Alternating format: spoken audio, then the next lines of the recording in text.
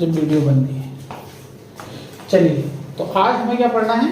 परासरण दाब। It's property, the last property of the अणु संख्या गुणधर्म। अणु संख्या गुणधर्म को क्या बोलते हैं? कोलिगेटिव प्रॉपर्टी, अंग्रेजी में बोलते हैं कोलिगेटिव प्रॉपर्टी। अणु संख्या का गुणधर्म का मतलब होता है ऐसी प्रॉपर्टी जो अणुओं की संख्या पर डिपेंड करती हो। तो आइए देखते हैं। सबसे पहले अगर हमें परासरण दाब सीखना है तो हमें पढ़ना होगा परासरण, और परासरण से पहले सीखना होगा विसरण। विसरण मैंने कक्षा 11 में पढ़ाया था आपको। डिफ्यूजन, विसरण मतलब एक जगह से दूसरी जगह किसी चीज का चले जाना। आइए, सबसे पहले हमने दो विलयन लिए अलग अलग जगह और इनके बीच में एक पारगम्य झिल्ली बना दी। पारगम्य झिल्ली का मतलब होता है उसमें छिद्र है। क्या है? पारगम्य। गम्य मतलब चले जाना, गमन करना, और पार माने आर पार। ये झिल्ली ऐसी है कि यहाँ जो विलयन के कण होंगे और इस विलयन के कण वो आर पार आ जा सकते हैं। तो कहने का मतलब ये है कि कौन से कण आर पार जाएंगे। तो जो ये विलयन में क्या चीजें होती हैं? दो चीजें होती हैं। क्या होता है? दो। विलयन दो चीजों से मिलकर बनता है। आइए, इसमें विलय होता है और विलायक होता है। ये तो आपको पता है। अब भैया मैंने कह दिया कि विलयन एक की सांद्रता, कंसंट्रेशन C से डिपेंड कर दी, C से रिप्रेजेंट कर दी। विलयन एक की सांद्रता ज्यादा है C2 से। तो सांद्रता का क्या मतलब है? सांद्रता किस पे डिपेंड करती है? विलय पर। जो चीज हम मान लीजिए बहुत सारा जल है उसमें हम नमक डाल रहे हैं, एक में हमने 50 ग्राम नमक डाला, एक में हमने 100 ग्राम नमक डाला, तो किसकी सांद्रता ज्यादा होगी? जिसमें हमने 100 ग्राम नमक डाला। पानी हमारा निश्चित है, 1 लीटर है, और जिसमें हमने 100 ग्राम नमक डाला उसमें सांद्रता क्या होगी? ज्यादा होगी। सांद्रता का मतलब क्या होता है? प्योरिटी, गाढ़ापन, शुद्ध, है ना? तो गाढ़ेपन से समझिए। अब गाढ़ा कौन सा होगा? जिसमें विलय की मात्रा ज्यादा होगी। मतलब सांद्रता को प्रदर्शित करने का सबसे बढ़िया जिम्मा किसने ले रखा है? विलय ने। अर्थात सांद्रता उसकी ज्यादा होगी जिसमें विलय की मात्रा ज्यादा होगी। तो विलय ज्यादा, अगर विलय अधिक है तो सांद्रता क्या है?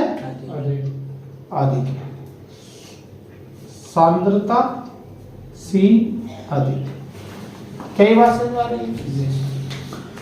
अब देखो जरा, विलयन एक की सांद्रता अधिक है तो इसमें विलय ज्यादा होंगे? ज्यादा होंगे नहीं, विलय ज्यादा होंगे।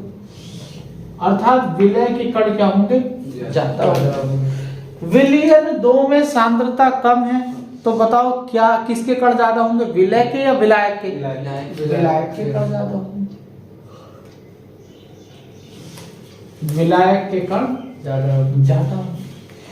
तो विसरण क्या होता है? विसरण क्या होता है? अधिक सांद्रता से निम्न सांद्रता की ओर चलना। अधिक सांद्रता से निम्न सांद्रता की ओर चलना किन्हीं भी कणों का, किसी भी कणों का। जैसे विलय के कण है, इधर ज्यादा सांद्रता है तो ज्यादा कण है तो ये किधर चलेंगे? उधर चलेंगे। और विलायक क्या होगा? ज्यादा कण उधर है तो किधर चलेंगे? इस झिल्ली से इधर आएंगे। क्या विलय के कण इधर आएंगे? आएंगे। क्या विलायक के कण उधर जाएंगे? जाएंगे, हाँ। बट जो नेट मूवमेंट होगा, नेट मतलब कुल, इधर कम आएंगे मगर ज्यादा किधर जाएंगे? विलय के कण उधर जाएंगे। तो जो नेट मूवमेंट होगा वो विलय के कणों का उधर होगा और विलय के कणों का इधर होगा। नेट आएंगे जाएंगे जरूर। जब विलय के कण इधर जा सकते हैं तो उधर से इधर भी आ सकते हैं, हल्का फुल्का एक आध। इधर 10 जा रहे हैं तो उधर से 1-2 आ सकते हैं, और जब हम नेट निकालेंगे तो 10 में से 2 घटा देंगे तो 8 उधर है। समझ में आ रही बात? तो विलय के कण किधर मूव करेंगे? इस झिल्ली से इधर और ये इधर। मूव करेंगे, मूव मतलब चलेंगे। ये है विसरण कि कोई किसी भी पदार्थ के कण उच्च सांद्रता से निम्न सांद्रता की ओर जब गमन करते हैं तो इसे ही हम क्या कहते हैं, विसरण कहते हैं। और यहां पारगम्य झिल्ली है तो ये हो गया विसरण। ये बात समझना। अब कौन बताएगा, यहां विलय की सांद्रता ज्यादा है तो विलयन की सांद्रता भी ज्यादा है। अब यहां विलायक की सांद्रता ज्यादा है तो क्या विलयन की सांद्रता ज्यादा है? विलायक पे डिपेंड नहीं करती है सांद्रता। तो यहां विलयन की सांद्रता कैसी है? कम है। अगर विलय की सांद्रता ज्यादा, विलय की मात्रा ज्यादा तो विलयन की सांद्रता उच्च, विलयन की सांद्रता उच्च। और विलायक की सांद्रता ज्यादा होने से या विलय की कम है तो विलयन की सांद्रता भी क्या होगी? कम। समझ आ रही है बात? तो ये हो गया विसरण। अब इसी में क्या कर देते हैं, इसी में ये पारगम्य झिल्ली हटा करके अब हम परासरण समझाने जा रहे हैं। ये हुआ विसरण, क्योंकि परासरण दाब समझने से पहले हमें परासरण समझना पड़ेगा, परासरण से पहले हमें विसरण समझना पड़ेगा। तो विसरण हमने समझ लिया। अब बात आती है परासरण क्या होता है भैया। तो परासरण एक अर्ध पारगम्य झिल्ली लेते हैं। अर्ध पारगम्य, पार मतलब पार, आर पार, गम्य माने गमन, मगर अर्ध का मतलब है आधा गमन, आधी चीज का गमन। कोई आधी चीज पार जा रही है और आधी नहीं जा पा रही है। तो क्या होता है बच्चों, विलय जो होता है ठोस होता है, होता है कि नहीं? विलय जो होता है ठोस होता है और विलय के जो कण होते हैं वो बड़े होते हैं। तो अब विलय इधर से उधर नहीं जा पाएगा। विलय क्या, जैसे नमक ठोस है, घुलता भी नहीं है, तो उसके कण उधर नहीं जा पाएंगे। अर्ध पारगम्य झिल्ली, अर्ध पारगम्य मतलब आधी, है ना। और जो आपका क्या है, विलायक है, वो जा पाएगा, इधर से उधर जा पाएगा।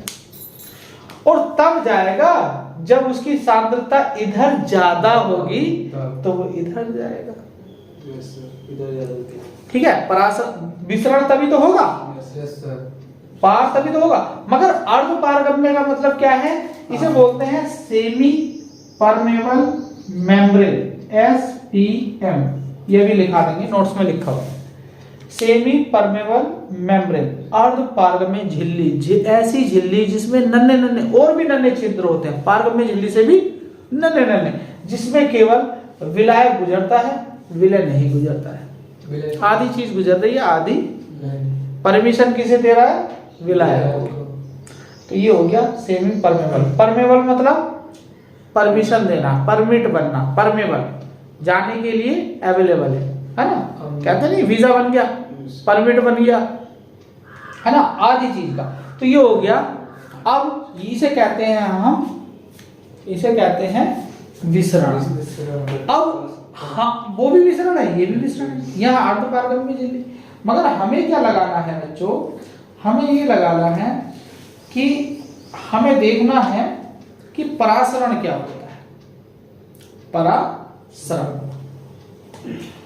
तो परासरण ये होता है, यहां नहीं बता सकते थे, यहां बता सकते थे कि ऐसा विलयन, वह प्रक्रिया जिसमें विलायक के कण तो अर्ध पारगम्य झिल्ली से अधिक सांद्रता से लोअर सांद्रता की ओर चले जाते हैं, बट विलय के कण नहीं जा पाते, चाहे कितनी भी ज्यादा सांद्रता हो उनकी, क्योंकि अर्ध पारगम्य है ना, अधिक। तो वह प्रक्रिया जिसमें विलायक के कण अधिक सांद्रता से निम्न सांद्रता की ओर चले जाते हैं, तो उसे क्या बोलते हैं हम, उसे परासरण कहते हैं। क्या कहते हैं, परासरण। परासरण केवल इसके लिए डिफाइन है, इसके लिए नहीं कि विलय भी जा रहा है और वो भी जा रहा है, केवल इसके लिए, इसे परासरण बोलते हैं।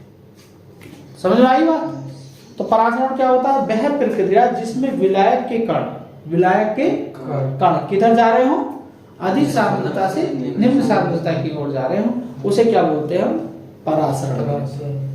क्लियर? और किसके द्वारा जा रहे हैं? अर्धपारगम्य झिल्ली द्वारा। अर्धपारगम्य झिल्ली द्वारा। तो क्या ये बात समझ में आ रही है? इसे आप नोट कर सकते हैं, मेरे नोट्स में नहीं है। ये हो गया आपका विसरण, ये हो गया परासरण। किसी का कहेंगे परासरण। तो आराम से समझिए चीजों को। अगर विलयन में विलय अधिक है, सांद्रता अधिक है, तो विलयन की सांद्रता भी क्या होगी? अधिक होगी। विलायक पे डिपेंड नहीं करती है सांद्रता। विलेन है, विलेन क्या है? वो हीरोइन है जिस पे सारा फोकस किया गया है कि भैया हीरोइन बढ़िया तो विलेन, ये विलियन बढ़िया।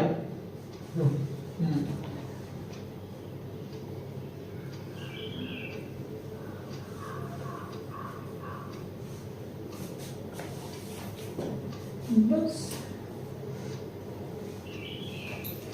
तो एसपीएम ऐसी अर्धपारगम्य झिल्ली है जिससे विलय के कण कभी भी नहीं गुजरेंगे। जिससे विलय के कण कभी भी नहीं गुजरेंगे।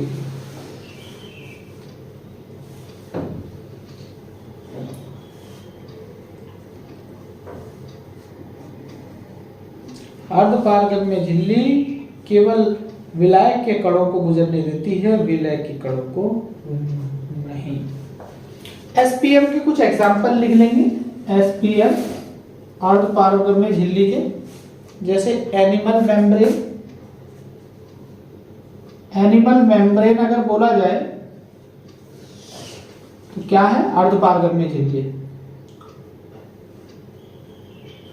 मेम्ब्रेन। और एक है सेलोफेन, ऐसे केवल नॉलेज के लिए।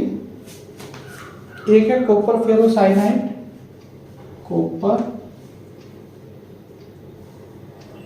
फेरोसाइनाइड, ये आप लास्ट वाले चैप्टर में पढ़ेंगे। CO2Fe, ऐसे ऐसे कॉम्प्लेक्स और उसमें पढ़ेंगे इनऑर्गेनिक। ये 3 एग्जाम। ये सेलुलोज से बनता है सेलोफेन। ये क्या है सब? अर्धपारगम्य झिल्ली है। Number first, number second, number third अर्धपारगम्य झिल्ली है सब।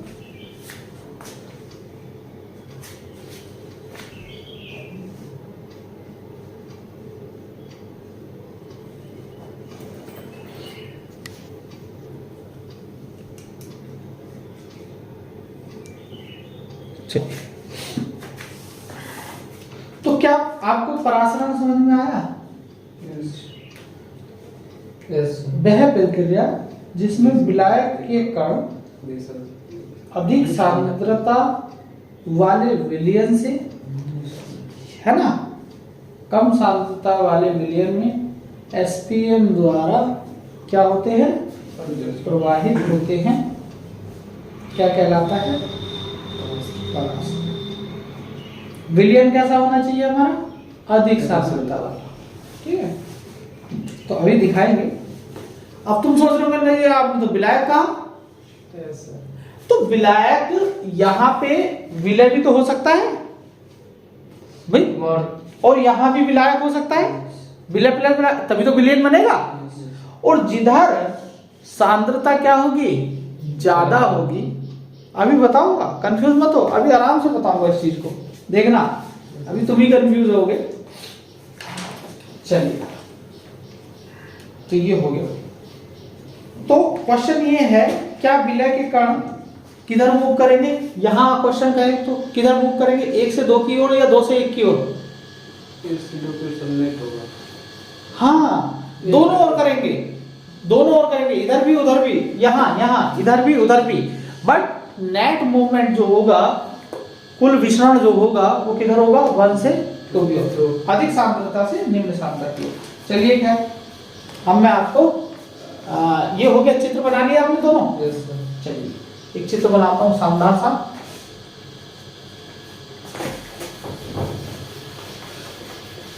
भूमिका बना के लाते हैं सारी टॉपिक की, तब तुम्हें जगह, अब वरना कोई भी एकदम पराशरण दाब बता देगा आपको।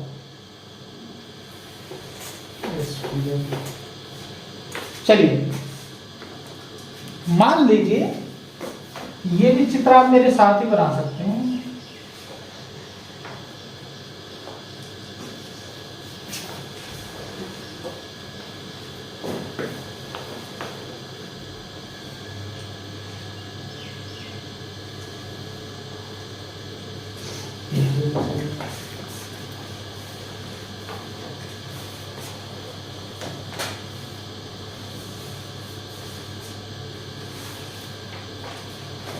ऐसा मान के चलिए केवल इधर विलायक विलायक है, क्या है इधर केवल विलायक है, और ए है, इसमें जल है, केवल इसमें केवल जल है, और उस जल को मैंने ऐसे बना दिया,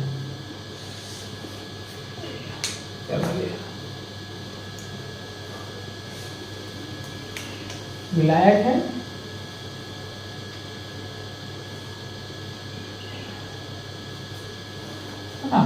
इसे हमने ए बोल दिया। उधर क्या है, उधर चलो आगे बनाते हैं।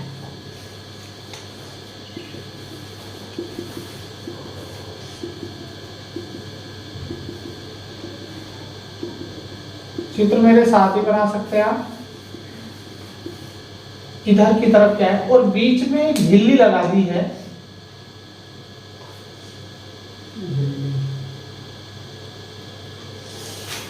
अर्ध पारगम्य झिल्ली SPM, ये एक झिल्ली लग गई है SPM झिल्ली लग गई है, और उधर भी क्या लगा दी है, उधर भी एक विलयन भर दिया गया है, यहां तक आ रहा पड़ेगा।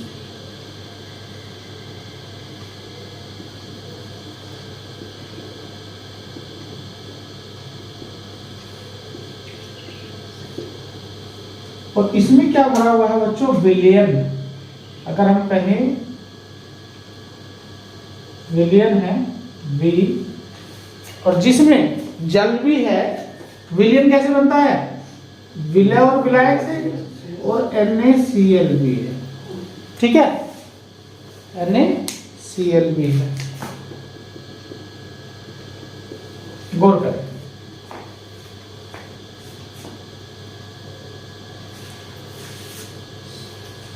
ये प्योर वाटर है, एकदम शुद्ध जल,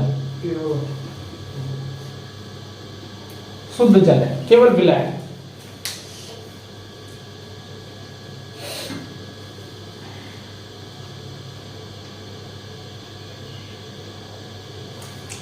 अगर हम कहें कि ये कितना है, क्या देंगे 100 ml, और ये कितना है भैया, ये भी क्या देंगे 100 ml। मगर इस 100 ml में दो चीजें हैं, 100 ml में दो चीजें हैं, एक तो विलय,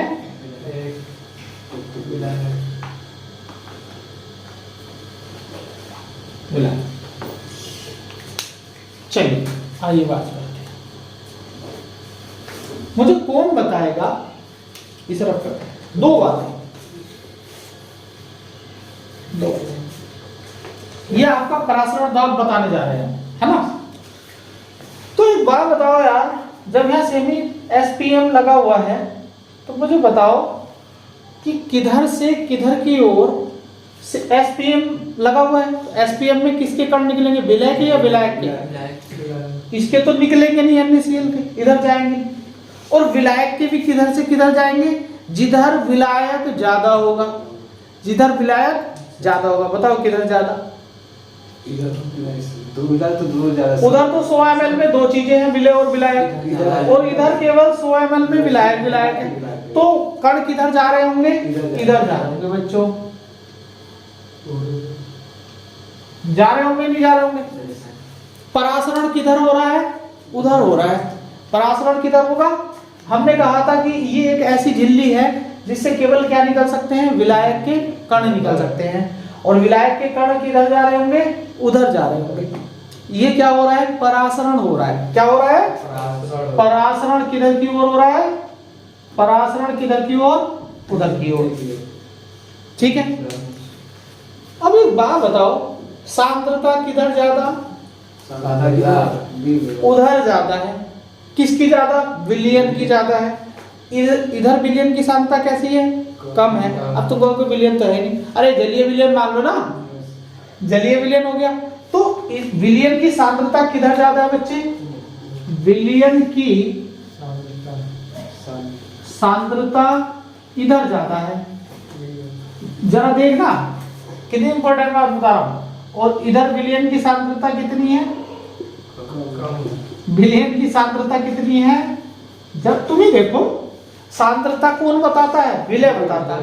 विलय किधर खुला हुआ है, इधर, गाढ़ा उधर है ना, तो विलयन की सांद्रता भी उधर हुई ना, इधर कम हुई ना। मुझे बताओ विलायक की सांद्रता किधर है, विलायक की सांद्रता मतलब विलायक ज्यादा किधर है, इधर है ना, है ना। तो विलायक की सांद्रता, विलायक की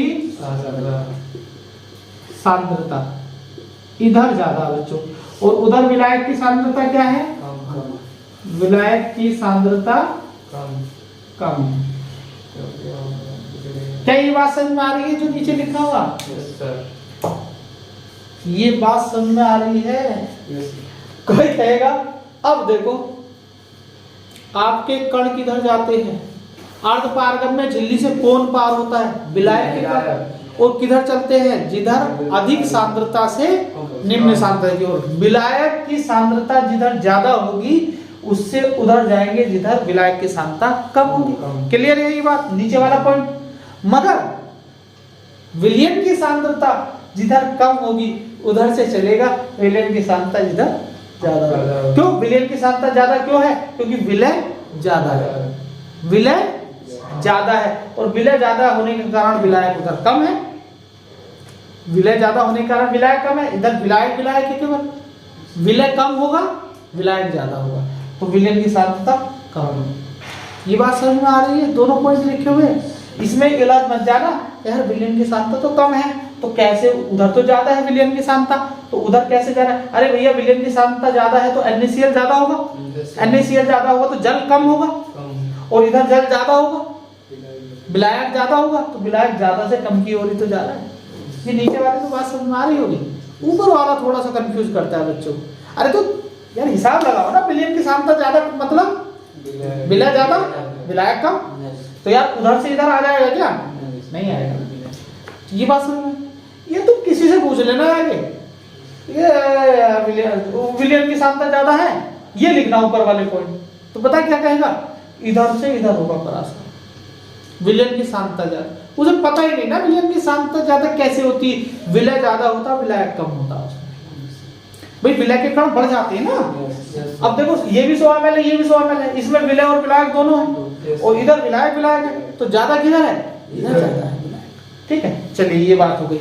आप इसे नोट करिए और हम बताते हैं परासरण दाब क्या होता है, पहले इसे नोट कीजिए। तो यहां विलायक क्या हो गया, कम हो गया, विलयन।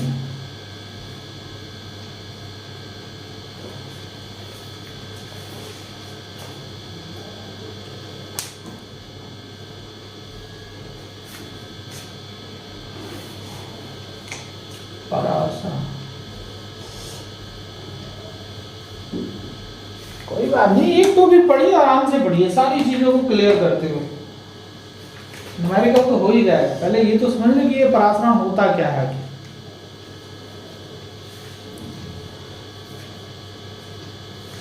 तो जब आप परासरण दाब नोट्स बनाए ना, तो सबसे पहले विसरण बनाना, विसरण लिखना।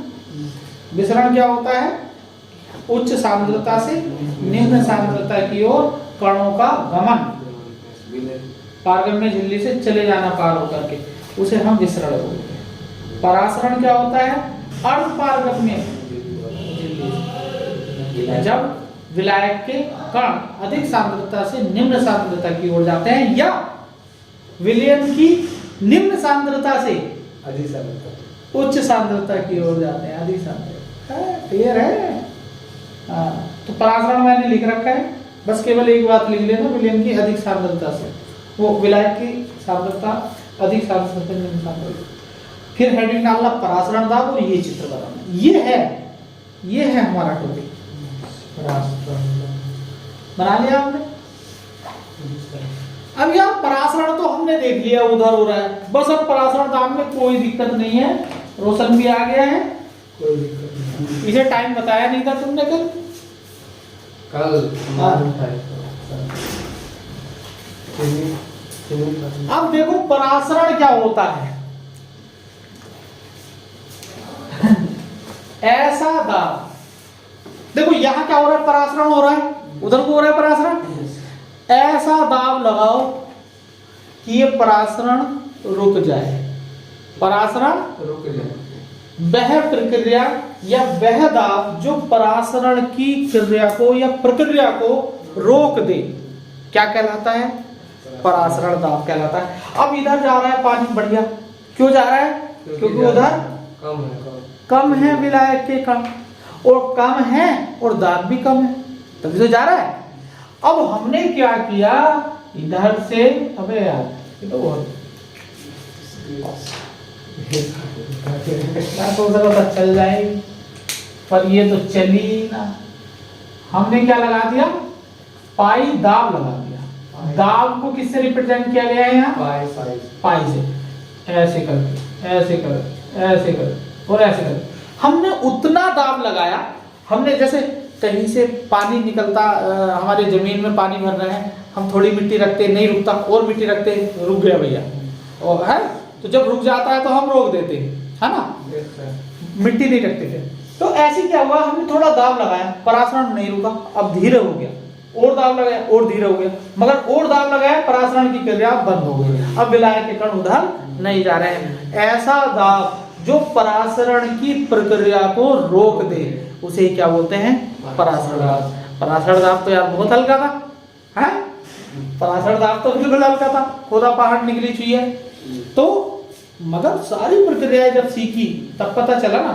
तो ये डेफिनेशन लिख रखी है, इसे कैसे डिनोट करते हैं? पाई से डिनोट करते हैं। तो इसी चित्र में आप ये दाब लगा लेंगे अलग कलर से, है ना, ये अलग अलग कलर से लिखेंगे तो आपको बढ़िया लगेगा, एकदम साफ नजर आएगा। इसे ही परासरण दाब बोलते हैं, इसे पाई से प्रदर्शित करते हैं। परासरण दाब भी एक अणु संख्या गुणधर्म है। अणु संख्या गुणधर्म कितने पढ़ाए हैं? 4।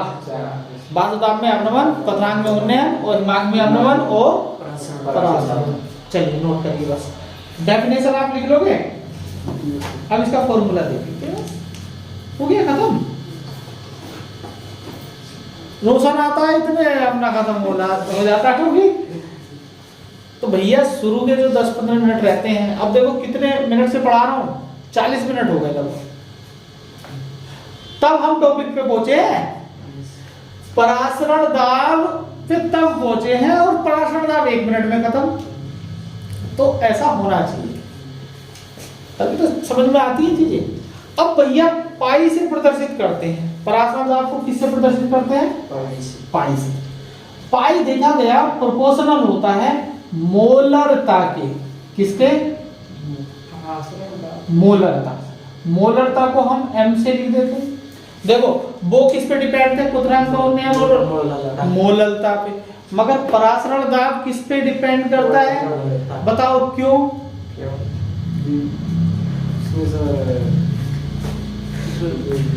एक तो विलय के मोल तो उसमें भी थे, उसमें भी थे, मगर यहाँ जो हम ml में ले रहे हैं, आयतन ले रहे हैं, क्या ले रहे हैं? आयतन। 100 ml और इतने ml फलाना ढिमकाना, तो ग्राम की कोई बात नहीं आ रही है ना। वहां हम क्या ले रहे थे? ग्राम में ले रहे थे चीजें। तो खैर ध्यान रखिए आप। अब बच्चों बताओ, एक तो पाई डिपेंड करता है मोलरता पे, कि अगर विलय के कणों की संख्या ज्यादा होगी, विलय के कणों की संख्या ज्यादा होगी, तो दूसरी तरफ ये विलयन सांद्र होगा, वो विलयन उतना ही कम सांद्र होगा, और परासरण दबादब होगा उधर की ओर, है। जब विलय के कणों की संख्या ज्यादा होगी तो उधर विलायक के कणों की संख्या कम होगी, इधर ज्यादा होगी तो धनाधन परासरण चलेगा। दूसरा, अगर मैं एक काम और कर दूं, इधर का टेम्परेचर बढ़ा दूं, इधर के विलायक के कण जिधर ज्यादा है इधर ताप और बढ़ा दें, गर्म कर दें, तो क्या होगा, कणों को क्या मिलेगी, गतिज ऊर्जा मिलेगी और वो क्या करेंगे, भागने लगेंगे, तो परासरण भी बढ़ जाएगा।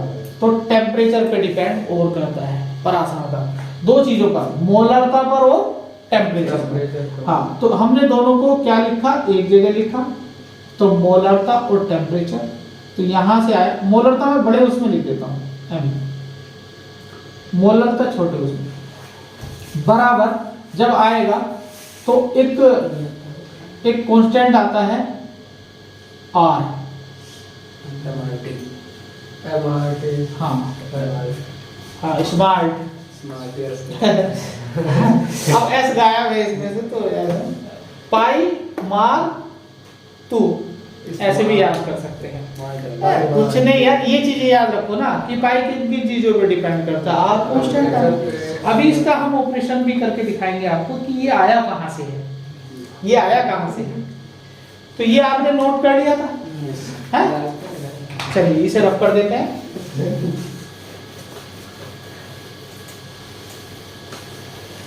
चलिए अब देखो क्या हुआ, मोलरता कौन कौन जानता है भैया, मोलरता कौन कौन जानता है बताइए। मोलरता m बराबर होता है विलय के मोल बटे विलयन का आयतन, विलयन का आयतन, सब कुछ बताएंगे। अगर यहाँ आयतन ml में है तो 1000 लग जाएगा, गुणा यहाँ 1000 हो जाएगी, और लीटर में है तो 1000 की गुणा नहीं होगी, ये हमें बता रहा है। विलय के मोल क्या मैं n से लिख सकता हूँ उसे, और आयतन को v से लिख सकता हूँ, किसी को कोई दिक्कत? अब विलय के मोल को हम कैसे लिखते हैं, भार बटे, अब ये विलायक का तो कुछ विलायक तो डिपेंड नहीं कर रहा मोलरता पे, तो हम क्या लेंगे, भार को कैसे लिखेंगे, W बटे m गुणा v, और अगर v ml में है तो क्या लगा देंगे 1000, और ज्यादातर ml में ही मिलेगा तुम्हें, तो हमारा मोलरता का फॉर्मूला ये हो गया। तो क्या मैं इस फॉर्मूले को और बढ़ा सकता हूँ, m की जगह n/v भी लिख सकता हूँ, और W बाई m गुणा v गुणा 1000 भी। बच्चों इसे कभी याद ना करना, इसे कभी याद ना करना, याद क्या करना, क्योंकि मोलरता तो हम रख देंगे ना, मोलरता तो हम रख देंगे ऐसे करके, मगर नोट सब कुछ करना है यहाँ तक। एक चीज और, ये भैया m क्या है, मोलरता हो गई, T क्या है, टेम्परेचर हो गया, ये R क्या है, R है कांस्टेंट, और इसकी वैल्यू पता है किसके बराबर है, गैस कांस्टेंट की 0.082 ATM लीटर पर मोल, मोल इनवर्स केल्विन इनवर्स, इसके बराबर निकले। तो इसे हम यहाँ रख देंगे, एटीएम में ही रखेंगे इसे, क्यों रखेंगे एटीएम में, क्योंकि प्रेशर की टर्म है, प्रेशर जो है हमें एटीएम में देना है। चलिए है ना, तो एटीएम लीटर, या litre ATM mole inverse kelvin inverse कह सकते हैं। अब सुनिए, मैं आपको आर के सारे मात्रक बता देता हूं, प्रेशर के सारे मात्रक ये नोट कर लेना भैया। एक एटीएम बराबर कितना होता है, एटीएम भी क्या है, प्रेशर का टर्म है, तो ये होता है 1.01 गुणा 10⁵ पास्कल, ये पास्कल है पीए, ठीक है, याद रखोगे। और अगर मैं बात करूं न्यूटन मीटर, 1.01 गुणा 10⁵ न्यूटन पर मीटर स्क्वायर भी इतना ही होता, क्योंकि यही तो पास्कल है। न्यूटन मीटर स्क्वायर मतलब P बराबर F/A न्यूटन, और ये क्षेत्रफल मीटर स्क्वायर, इसे तो पास्कल बोलते हैं। तो एक एटीएम में इतने ही पास्कल रहेंगे। अच्छा, बार कितने रहेंगे, बार इतने रहेंगे, ये हट जाएगा, ये बार हो जाएगा। एक एटीएम में इतने बार, तो मैं कहीं इकट्ठा करके मैंने पहले भी दिया था, याद है, और अगर हमें mmHg में बताना हो 760 mm, और अगर आपको टोर में बताना हो तो 760 टोर। टोर भी mmHg के बराबर ही होता है। तो ये सारे मात्रक एटीएम, पास्कल, न्यूटन पर मीटर स्क्वायर, बार, mmHg, टोर, तो ये जानकारी आपको मिल जाती है यहाँ। अब टोर यूनिट है, मात्रक है, जैसे लीटर एक मात्रक है, mmHg के बराबर ही होता है टोर। तो इस यूनिट के एक भी क्वेश्चन नहीं छुड़ाऊंगा, बिल्कुल भी नहीं। एक जब इतने अच्छे से टॉपिक चल रहे हैं तो क्वेश्चन छुटाने का कोई मतलब नहीं होता। और केमिस्ट्री का क्वेश्चन आपका ठीक चल रहा है एकदम बढ़िया। टॉपिक के बाद क्वेश्चन, फिर मॉडल पेपर के क्वेश्चन या किताब के क्वेश्चन कराएंगे जरूर, केमिस्ट्री के नहीं छोड़ेंगे। और अब तो उसमें भी फिजिक्स में भी करा ही रहे हैं। आज दूसरी यूनिट के होंगे क्वेश्चन, तो आपकी प्रॉब्लम सोल्व देखिए। Calculate the osmotic pressure due to 5% W/V। 5% W/V क्या है ये? द्रव्यमान आयतन प्रतिशत।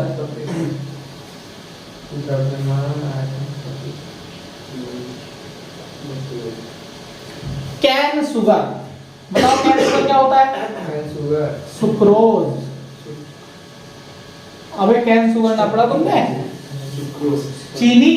कैन शुगर मतलब चीनी, तो चीनी लिख दो लो भैया, मगर सुक्रोज ही लिखना पड़ेगा, चीनी उन्हीं कुछ नहीं। 5% सुक्रोज विलियन का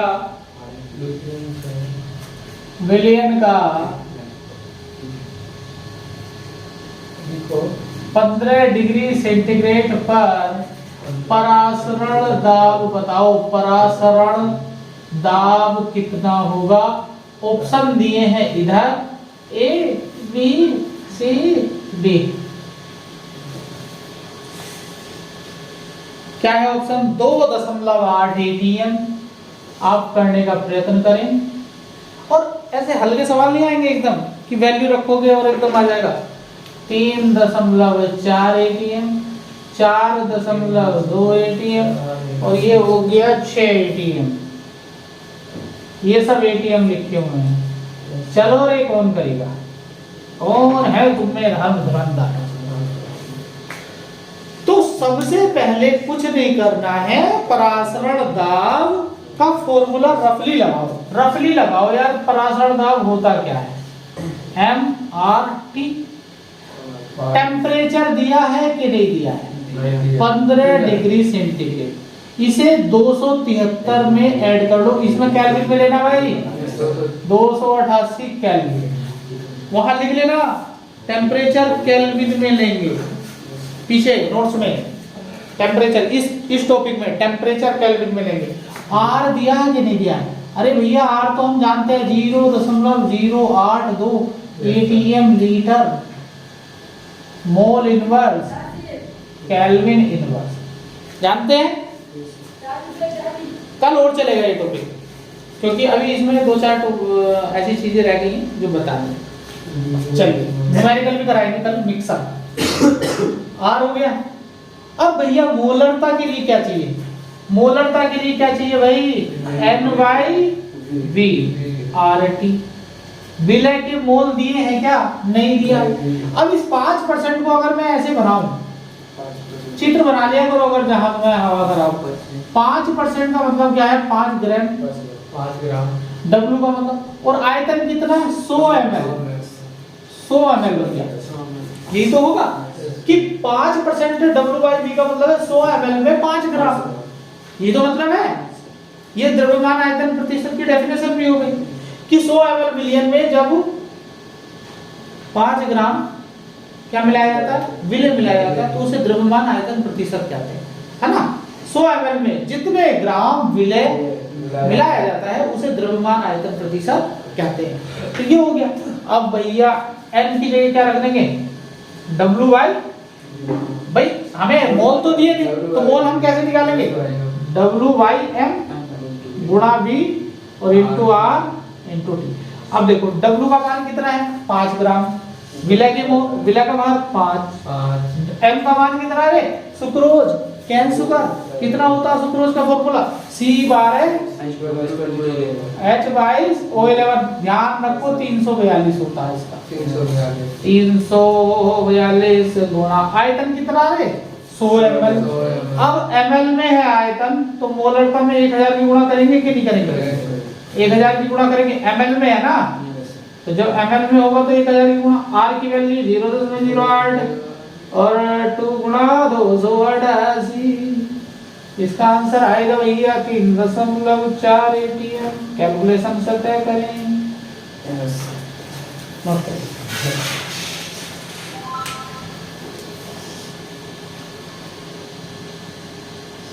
क्लियर करे? अभी बताओ, बस एक क्वेश्चन हम कराएंगे लास्ट।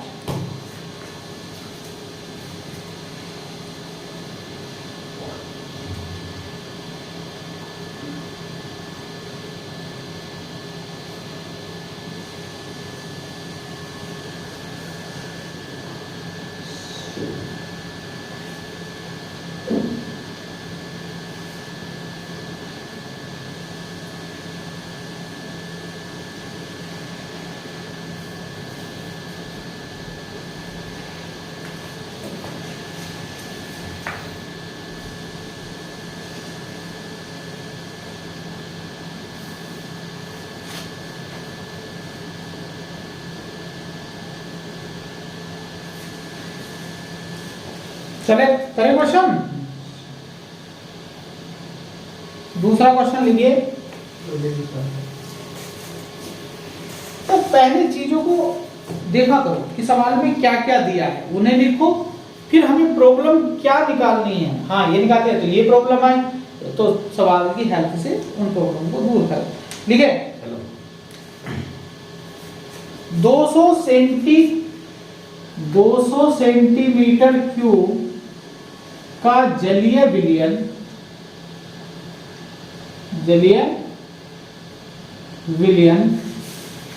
1.26 ग्राम 1.26 ग्राम का एक पॉलीमर को क्या बोलते हैं हिंदी में?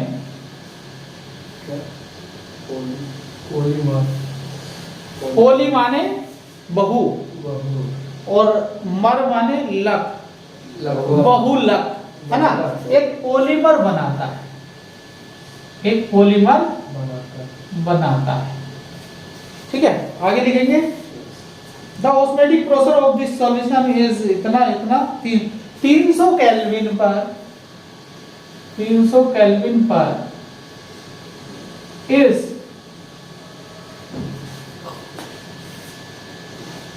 इस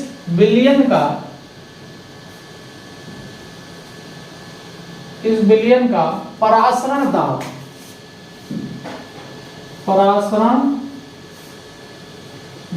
कितना है?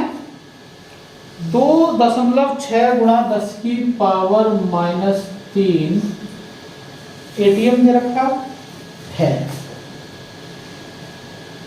एटीएम है। पॉलीमर मतलब बहुलक का आणविक द्रव्यमान। अब आणविक द्रव्यमान जानते हो? अणु का द्रव्यमान, मोलर मास, खोपड़ी में जो होता है मान बताइए। आणविक द्रव्यमान बताइए। आइए करवा दें इस क्वेश्चन को। इसमें ऑप्शन भी लिख सकते हैं आप, 50,000। अरे 50,000, 60,000। अब बता ग्राम पर मोल होता नहीं, 60,000 ग्राम पर मोल। सी 70,000। वो कह रहा ग्राम पर मोल ना होता रुपए होते, मेरे पास होते 80,000 होंगे बच्चे। पहले से पढ़, ये क्वेश्चन अगर कर लेगा तो जरूर होंगे। देखिए क्या क्या दिया है।